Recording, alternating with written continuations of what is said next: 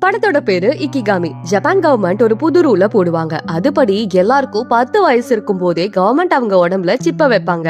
அடுத்து அவங்க வளர்ந்த அப்புறம் டெய்லி ரேண்டமா ஒருத்தரை சூஸ் பண்ணி கவர்மெண்ட் இன்செர்ட் பண்ண சிப் மூலமா கொல்லுவாங்க. இந்த ரூல் போட்டதுக்கு காரணம் அப்பதான் மக்கள் ஒவ்வொரு நாளும் அவங்க கடைசி நாள் மாதிரி நினைச்சு வாழ்க்கைய வாழ்வாங்கன்றதுதான். கவர்மெண்ட் அவங்க டீமை வச்சு சாக போறவங்க கிட்ட 24 மணி நேரத்துக்கு முன்னாடியே நீங்க சாக போறீங்கன்னு இன்ஃபார்ம் பண்ணிடுவாங்க. சாக போறவங்க அவங்க கடைசி 24 மணி நேரம் பண்ற செலவு எல்லாமே கவர்மெண்ட் ஏத்துக்கும். அதுல எஸ்ஓகேன்றவருக்கு சாகர நோட்டீஸ் வந்த உடனே அவருக்கு சின்ன வயசுல ராகிங் பண்ணவங்கள பழி வாங்க போவாரு. ஆனா அப்போ அவர் டைம் முடிச்சு இறந்து போயிடுவாரு. அடுத்து யூட்டான்றவருக்கு இறந்து போகிற நோட்டீஸ் வரும். அவர் கடைசியா அவரோட மியூசிக்க மக்கள் முன்னாடி வாசிச்சுட்டு இறந்து போவாரு. அப்புறம் டக்காயோக்கின்றவருக்கு இறந்து போகிற நோட்டீஸ் வரும். அவர் இறந்த அப்புறம் அவரோட கண்களை அவரோட கண்ணு தெரியாத தங்கச்சிக்கு கொடுக்க முடிவு பண்ணுவாரு. ஆனா தான் இறந்து போகிறத தங்கச்சிக்கு தெரியாம மறைச்சு ஹாஸ்பிட்டல் உதவியோட இதை செஞ்சு முடிச்சு தங்கச்சிக்கு கண் பார்வை கொடுப்பாரு. அடுத்து கவர்மெண்ட்ல வேலை செய்யறவங்க இந்த ரூல்ஸ ரகசியமா எதிர்க்க ஆரம்பிப்பாங்க.